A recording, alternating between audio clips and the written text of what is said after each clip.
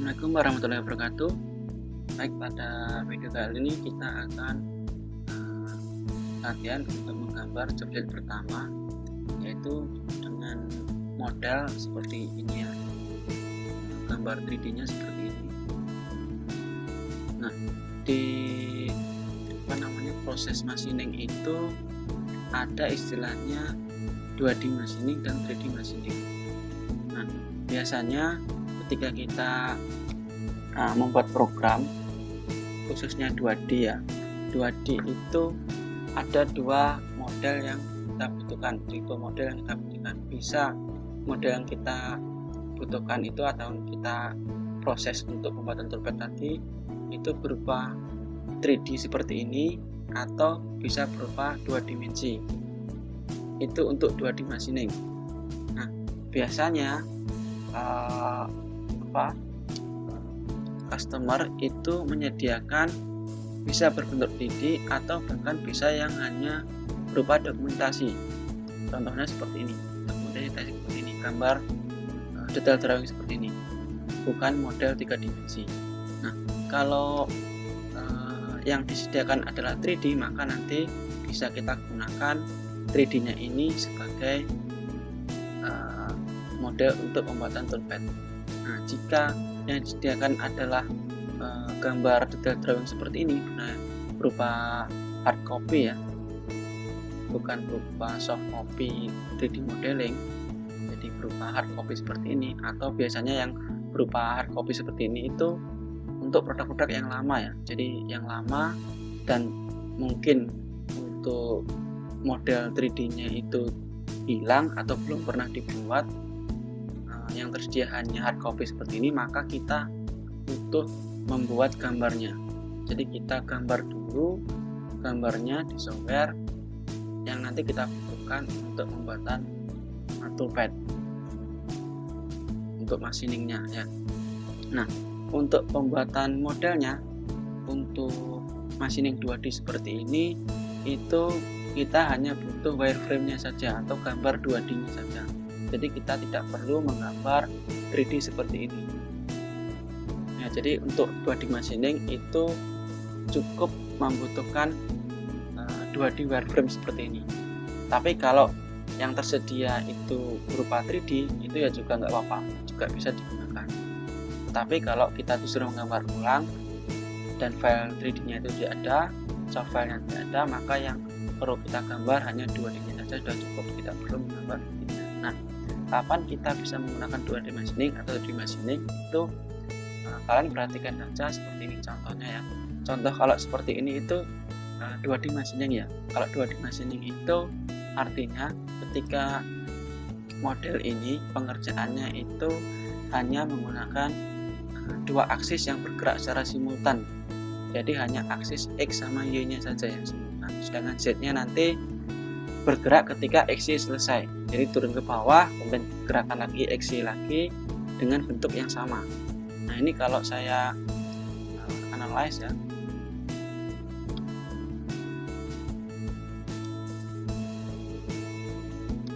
Nah, seperti ini. Kalau saya geser ke bawah, maka bentuknya dari atas ke bawah itu sama cross sectionnya. Nah, maka ini disebut 2D, bisa digunakan proses machining 2D atau 2D machining. Nah, 2D machining seperti ini, model yang dibutuhkan itu cukup 2D ya, walaupun 3D bisa, 2D pun juga bisa, gambar 2 dimensi pun juga bisa, atau berupa wireframe itu bisa. Nah, bedanya kalau model-model 3 dimensi ya, contohnya itu seperti ini. Nah, seperti ini. Ini kalau saya potong ya, spek. Nah, ini kalau saya potong, nah dia cross sectionnya berubah-ubah. Nah, misalkan di sini itu bentuknya seperti itu, mengecil, kecil. Kalau saya geser ke bawah dia akan membesar. Jadi cross sectionnya terhadap Z tertentu itu berubah-ubah. Nah, ini disebut 3D machining. Jadi gerakan X, Y, Z itu bergerak secara simultan. 3 aksis itu bergerak simultan, itu disebut 3D machining. Nah, karena model yang kita butuhkan seperti yang kita dapatkan seperti ini, maka ini cukup 2D machining, sehingga gambar yang kita perlukan hanya berupa 2 dimensinya atau berupa wireframe saja sudah cukup, bisa kita gunakan untuk proses pengerjaan komponen atau produk seperti ini. Nah, pada video kali ini kita akan mencoba menggambarnya, gambar wireframe atau 2 dimensi dengan ukuran yang sudah tersedia seperti ini. Oke, kita masuk saja ke softwarenya. Nah, pastikan untuk koordinatnya ini muncul dengan cara tekan F9. Kemudian untuk satuannya itu metrik, pastikan metrik. Kalau belum diatur silahkan diatur. Nah, di sini ada Operation Manager, ini digunakan untuk CAM-nya, untuk pembuatan toolpath-nya. Nah, sementara kita belum masuk ke situ, ini bisa kita close supaya workspace-nya lebih lebar. Ya, kemudian kita mulai menggambar ya. Nah, langkah pertama nanti yang kita gambar adalah lingkaran ini. Nah, untuk posisi originnya nanti kita gunakan pusat dari lingkaran ini ya, di sini berarti kita gambar lingkaran ini, kemudian kita gambar dulu untuk kotaknya ini, kotak terluar ini. Oke, kita masuk ke ini softwarenya. Nah, sebelum itu kita lihat dulu ukurannya. Nah, ini ukurannya radiusnya 28,57. Ini kita bikin lingkaran ke posisi original, ketik O, kemudian ketik R, isi 28,57, enter. Nah, misalkan gambarnya terlalu besar atau terlalu kecil, itu kadang nggak kelihatan entity yang kita buat. Nah, cara supaya kelihatan itu kalian fitkan gambar yang kalian buat itu ke workspace kalian. Caranya pilih fit ini. Nah, ini otomatis gambar yang kita buat itu akan menyesuaikan dengan ukuran workspace ini. Nah, kemudian setelah itu kita buat garisnya ya, kita buat garis yang bawah itu, yang bawah ini. Jadi untuk membuat garis-garis linear ini, horizontal dan vertikal itu sebaiknya kita gunakan perintah line ya, bukan rectangle tapi line yang vertikal ataupun horizontal. Nah, kita buat dulu yang line horizontalnya yang bawah ini dengan ukuran panjang itu kita kira-kira dulu ya sekitar 75. Nanti kalau kelebihan kita potong, kalau kurang kita extend, kita trim. Nah, posisinya itu 12,7 dari originnya, positif ya. Oke, kemudian kita buat dulu line horizontal dengan posisi 12,7. Escape untuk memutarkan perintah, pilih line. Ini pastikan horizontal, klik horizontal. Klik dari kiri ke kanan, klik. Kemudian isi koordinatnya, tingginya tadi 12,7. Dan di enter. Oke, setelah itu kita escape. Nah, kemudian setelah itu kita buat ini garis horizontal yang atas ini jaraknya 44,45 ya dari sini, berarti kita offset, bisa kita offset 44,45. Offset garisnya ini arahnya ke atas, klik atas, atasnya garis ini nilainya 44,45. Kemudian oke, centang ini. Nah, kemudian escape untuk memutarkan perintah. Kita kembali lagi ke gambarnya. Kita buat lagi untuk garis vertikal terluar ini, yang sebelah kiri dan kanan. Ukurannya 75,95 ya totalnya. Berarti kalau di kanannya itu separuhnya ya, nanti bisa kita bagi. Nah, sebelum itu kita buat dulu untuk garis bantunya ya, garis sumbu, karena ini bentuknya gambar ini simetri kiri kanan, nanti bisa kita mirror. Jadi kita buat satu aja, nanti yang sebelah sini kita mirror. Ukurannya 75,95. Line vertikal ini nilainya 75,95. Karena tadi separuhnya maka per 2 dibagi 2. Jadi kolom ini bisa kita gunakan sekaligus untuk kalkulator. Per 2 itu otomatis nanti nilai ini otomatis terbagi jadi 2. Enter. Oke. Kalau sudah, kita escape dengan tekan perintah, kemudian kita mirror. Misalnya Xform, mirror, pilih entity-nya ini, enter. Nah, kemudian aksisnya kita, karena ini tidak ada garis, maka kita bisa gunakan sumbu aksis ini ya, Jadi kita tidak menggunakan line ini karena line yang tidak ada di sini. Jadi kita bisa gunakan untuk aksis. Aksis yang kita pilih adalah Y, letaknya di origin ya, sejajar dengan sumbu originnya. Kita petik O, kemudian kita oke. Oke, nah ini garis terluar sudah terbentuk. Nah, langkah selanjutnya adalah kita buat untuk ini ya, garis dalamnya ini, lingkaran ini, kemudian garis ini, dan garis atas ini. Nah, ini nilainya adalah 1,78. Ini juga 1,78. Kemudian lingkaran yang ini juga 1,78. Berarti ini kita bisa gunakan perintah offset. Nah, ini kita gunakan perintah offset, Xform, offset, nilainya 1,78. Dan pilih garis yang akan kita offset, yaitu ini arahnya ke atas, dan ini arahnya ke kanan, dan ini arahnya ke kiri, dan ini arahnya ke bawah. Dan satu lagi ini ya, yang ini juga ke sana ya, ini ke atas. Oke, kita lihat gambarnya lagi. Nah, setelah itu langkah selanjutnya adalah kita buat untuk garis ini ya, garis kotak tengah ini ya. Karena atas ini sudah kita buat, bawah juga kita buat. Yang perlu kita buat adalah yang ini. Nah, ini jaraknya dari center ini adalah 25,4/2.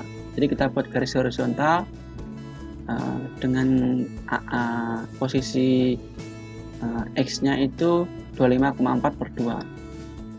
25,4/2. Ini vertikal di sini 25,4/2. Enter. Dan kita escape. Nah, kemudian kita offset. Nah, ini jaraknya ini ke sini itu 1,52. Xform, offset. Apa tadi? 1,52. 1,52. Pilih garisnya, arahnya ke kanan. Dan oke. Nah, kemudian nanti ini bisa kita mirror ya, atau kita buat ini dulu, lingkarannya dulu lah, nanti mirrornya belakangan. Nah, kita buat lingkaran dulu yang ini. Nah, lingkaran ini posisinya itu di senternya dari radius ini, jadi kita perlu, karena di sini lingkaran ini tidak ada posisinya, tidak ada jaraknya, tidak ada ukurannya, itu biasanya letaknya itu di satu center point dari radiusnya ini. Jadi kita buat dulu radiusnya ini. Ini radiusnya itu radius 3,17 semuanya ya, keempat-empatnya itu kita buat dulu dengan radius 3,17. Berarti menunya nanti fillet 3,17. Create fillet, nilainya ketik R 3,17. Enter. Kemudian pilih garis yang akan kita fillet. Ini dengan ini. Nah, ini tipenya kita ganti ya, kalau salah seperti ini salah, tipenya normal, kemudian ini pastikan trim supaya nanti langsung terpotong. Pilih ini dengan ini dengan ini, dan ini juga sama 4 ya. Ini dengan ini dengan ini. Oke. Udah, escape. Dan kita buat lingkaran di sini dengan diameter itu ini ya, 4 kali diameter 3, berarti diameter 3 jumlahnya 4. Nanti kita buat separuh aja, yang sebelah sini kita mirror, kita buat 2 ini ya, diameter 3, big circle. Nah, poinnya, center pointnya kita pilih aja ini, sumbu dari radius ini, klik di sini dan R. diameter ya tadi ya, klik D, kita ulangi lagi ini, dan kita pilih center point-nya D 3, enter, dan pilih lagi di sini D 3, enter, escape untuk menggunakan perintah. Oke, setelah itu yang perlu kita buat adalah ini ya, garis di sini ya. Di sini ada garis lagi, arc lagi. Nah, ini di sini arc lagi dengan radius 3,17. Nah, ini kita bisa gunakan perintah circle ya. Kita buat circle, nanti kita trim ya. Circle dengan radius 3,17, center point-nya lingkaran ini. Circle, pilih center point-nya ini, kemudian R-nya, ketik R 3,17, enter. Oke, ini juga sama, di sini R 3,17, enter, escape untuk menggunakan perintah. Nah, setelah itu langkah selanjutnya adalah kita fillet ini ya. Ini ada fillet, ini fillet, ini fillet. Untuk fillet itu radiusnya kita baca dulu. Nah, di sini radiusnya 1,4. Kemudian yang lain ini karena tidak ada tandanya, di sini ada keterangan all unmarked inner radius adalah 4,83. Berarti ini radiusnya 4,83. Nah, kita buat dulu yang 4,83. Create fillet R 4,83, enter. Nah, kemudian kita pilih ini dengan ini dengan ini. Nah, ini kalau seperti ini itu akan muncul opsi-opsi lain ya, yang ke fillet nanti ada 1, ini 2, 3, ada 4. Nah, kita pilih yang sesuai, kita pilih yang ini. Nah, maka akan yang terbentuk akan yang kita pilih tadi. Dan ini dengan ini juga akan muncul opsinya, kita pilih yang ini, klik lagi, kemudian ini dengan ini, kita pilih ini dengan ini, kita pilih ini. Nah, ini tadi radiusnya beda, kita lewati dulu, dan ini dengan ini. Oke, escape untuk membatalkan perintah. Kemudian kita buat radius yang di sini itu radiusnya 1,4. Oke, kita create lagi fillet, atau ini ya sebenarnya di sini ya, fillet R 1,4, enter. Ini kita pilih. Nah, ini yang dipilih, coba dipilih garisnya ya. Kalau garisnya ini terlalu kecil, maka yang dipilih adalah ini. Kita lihat garisnya ini dengan ini. Nah, ini cukup berarti ini. Oke, dan escape. Nah, ini untuk yang sebelah sini sudah jadi. Oke, setelah itu kita buat yang kotak tengah ini ya, yang sebelah sini.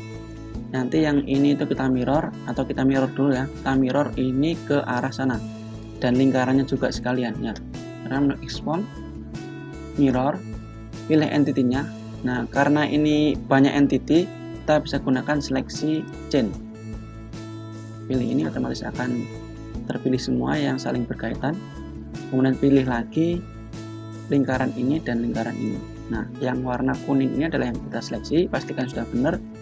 Kemudian enter, kalau sudah benar enter. Kemudian sumbu mirrornya kita gunakan aksis ya. Di sini kita bisa gunakan aksis Y dengan posisinya X0. Berarti kita pilih Y ini, posisinya 0, kita pilih O ya, atau X0 gitu juga boleh. O.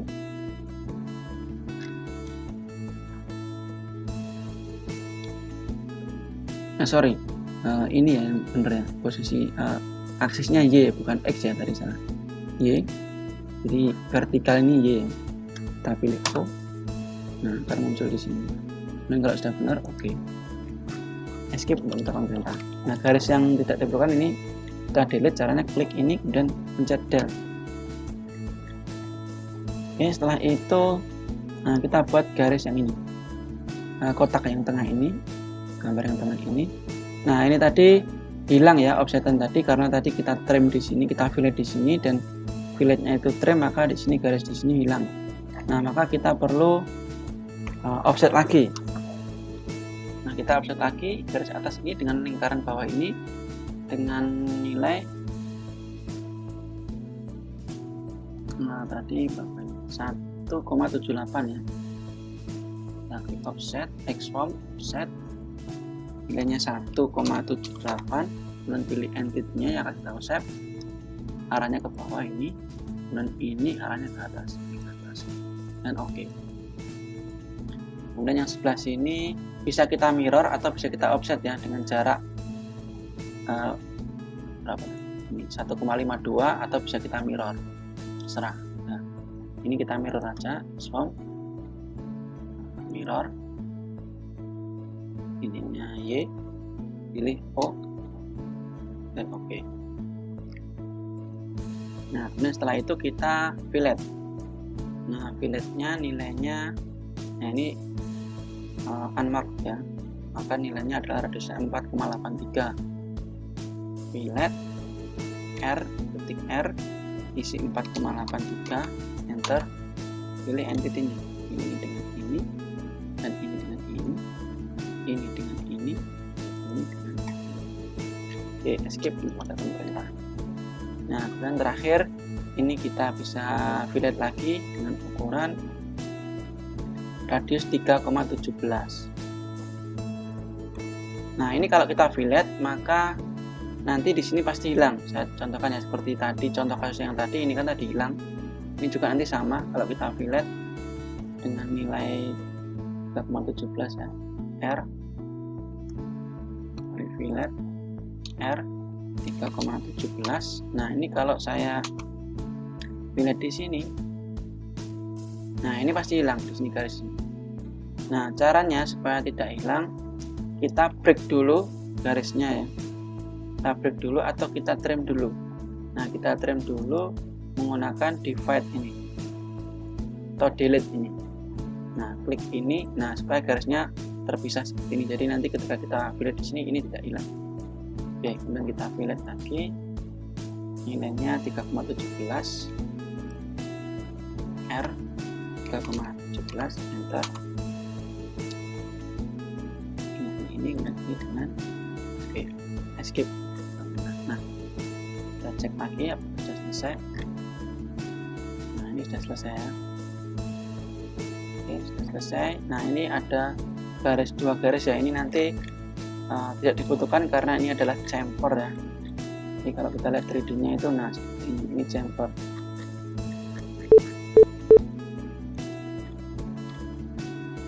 Oke, kita cek lagi di sini. Nah, oke, ini gambar ini sudah selesai sesuai dengan detail drawing yang ada di job sheet pertama atau di contoh soal tadi. Nah, untuk melihat ya, jadi di 2D machining khususnya di software Mastercam ini, setiap geometri atau wireframe ini harus chain-nya itu harus berkelanjutan.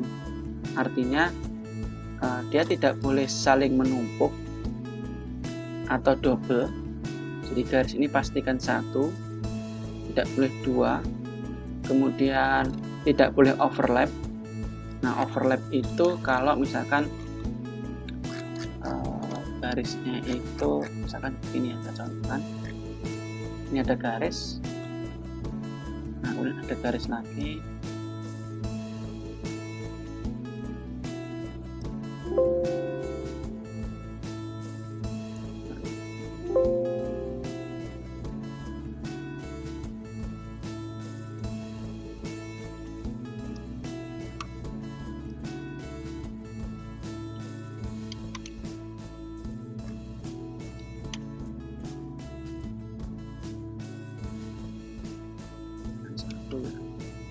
Nah, ini kalau kita lihat ya, ini garisnya itu namanya overlap. Jadi ini garis ini dengan garis ini itu tidak terhubung pada ujung-ujung poinnya, tapi dia numpuk sebagian. Ini namanya overlap. Nah, ini tidak boleh seperti ini. Kalau wireframe ini kita gunakan nanti untuk machining. Nah, ini namanya overlap. Tidak boleh double tadi ya. Kemudian yang kedua tidak boleh overlap seperti ini. atau tidak boleh garis itu tidak saling berkaitan atau tidak menyatu ya, misalkan ini dengan ini ke sini. Nah seperti ini, terputus seperti ini juga tidak boleh. Nah ini nanti kalau terdapat garis-garis seperti itu, double, kemudian overlap, atau dia tidak terhubung, nanti tidak bisa digunakan untuk untuk pembuatan toolpath. Nah untuk memastikan bahwa garis ini atau chainnya ini sempurna atau bagus atau sesuai yang dibutuhkan nanti untuk machining, itu caranya kita bisa analyze, kemudian pilih chain. Nah pastikan di sini seleksinya ini chain ya, pilih chain, kemudian kalian klik garisnya. Nah kalau tandanya dia akan muncul tanda panah warna hijau, itu artinya dia chainnya ini close atau tertutup ya. Jadi tadi tidak ada double, tidak ada overlap, maupun tidak ada yang terpisah atau tidak terhubung. Nah ini artinya bagus. Tapi kalau ada tanda panah warna hijau dan warna merah, berarti itu chainnya atau wireframe yang kita gunakan ini tidak bisa kita gunakan nanti untuk machining. Perlu kita analisa, kita cari bagian yang salah ya. Jadi pastikan warnanya hijau. Kalau ada warna hijau dan merah itu nanti tidak bisa kita gunakan. Nah kemudian kita coba cek lagi, analis lagi, chain lagi. Nah ini sudah bagus, kita klik lagi, ini sudah bagus, sudah hijau, ini juga sudah bagus, sudah hijau. Nah maka kalau semuanya sudah seperti itu, maka wireframe yang kita buat nanti, yang kita buat ini itu sudah layak digunakan nanti untuk proses machining. Saya contohkan garis yang salah ya, misalkan ini double gitu aja ya, saya buat double, misalkan ini saya tambah ke sini. Oke. Nah saya analyze chain, saya pilih ini. Nah seperti ini. Ini ada tanda panah warna hijau dan merah. Ini artinya di bagian sini itu bermasalah. Jadi garisnya ini, joinnya ini tidak close atau open contour. Nah ini tidak boleh, harus close ya, close contour. Nah pastikan semuanya warna hijau ya kalau kita analyze chain. Oke. Nah misalkan saya mau melihat untuk areanya, di sini tuh areanya berapa, itu kalian bisa analyze, kemudian area 2 di area ini, pilih chainnya, kan ini area ini ya, oke, maka akan muncul areanya berapa. Itu untuk melihat area. Kalau untuk melihat analysis lain, misalkan posisi, distance, juga bisa, silakan. Misalkan mau ngecek ya distance-nya, misalkan saya mau cek apakah sudah benar tadi jaraknya antara lebarnya itu 44,45, kita bisa cek misalkan antara garis ini dengan garis ini, nah jaraknya itu 44,45 dulu. Ini sudah. Sedangkan saya mau lihat lagi diameternya ini, apakah tadi di gambar tadi 3 ya diameternya, apakah sudah benar 3 atau belum. Berarti perintah yang kita gunakan adalah analyze entity properties, klik ini, enter. Nah akan muncul diameter 3, itu sudah gitu.